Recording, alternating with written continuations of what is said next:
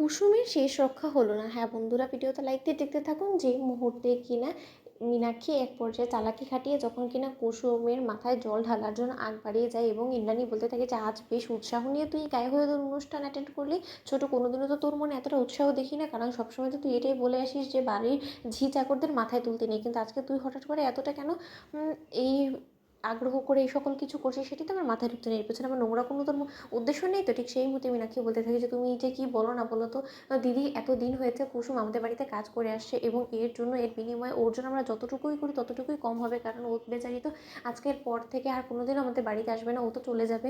ও আর রাতুলের হাত ধরে নতুন সংসারে, তখন ওকে আর কোথায় পাবো বলো তো? তার জন্য ওর উপর একটু ভালোবাসা বর্ষাচ্ছি বেশি করে, যাতে ওর চিরকাল মনে থাকে। ঠিক সেই মুহূর্তে যখন কিনা ইন্দ্রাণী গাঙ্গুলি এবং মীনাক্ষী মিলে যখন কিনা কুসুমের মাথায় জল ঢালতে থাকে, ঠিক সেই মুহূর্তে কুসুমের স্মৃতি থেকে অনবরত যখন কিনা সেই সিঁদুরটা ধুয়ে গিয়ে ঝরতে থাকে, ঠিক সেই মুহূর্তে দেবলীনা বলতে থাকে যে ও মাই গড, এটা আমি কী দেখছি, না না না, এটা কী করে হতে পারে। ঠিক সেই মুহূর্তে ইন্দ্রাণী গাঙ্গুলি যখন বলতে থাকে যে কী ব্যাপার দেবলীনা, কী এমন তুমি ভূত দেখে ফেলেছো যার জন্য এরকম চিৎকার করে উঠলে।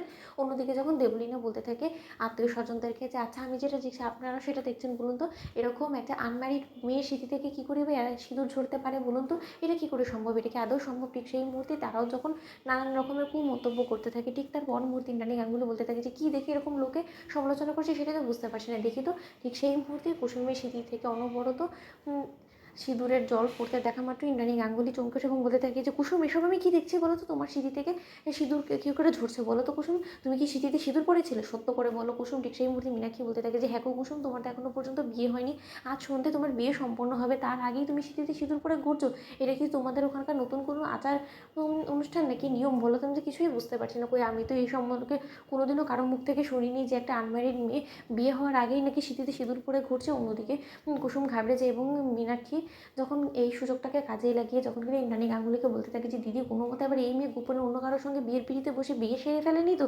বলা যায় না দিদি, এই সকল ঝি চাকরদের যা লোভ। অন্যদিকে কথা বলা মাত্র ইন্দ্রাণী গাঙ্গুলি যখন বলতে থাকে যে কী ব্যাপার কুসুম, সকলে তোমার দিকে প্রশ্নমুখে বিধ্বস্ত করে তোমার দিকে আঙুল তুলছে, তা সত্ত্বেও তুমি কোনো কিছু বলবে না। ঠিক সেই মুহূর্তে কুসুম যখন চোখের জল ফেলতে থাকে, ঠিক সেই মুহূর্তে আয়ুষ সেখানে এসে হাজির হয় এবং আয়ুষ বলতে থাকে যে কুসুম, এক্ষুনি তুমি ওখান থেকে চলে আসো।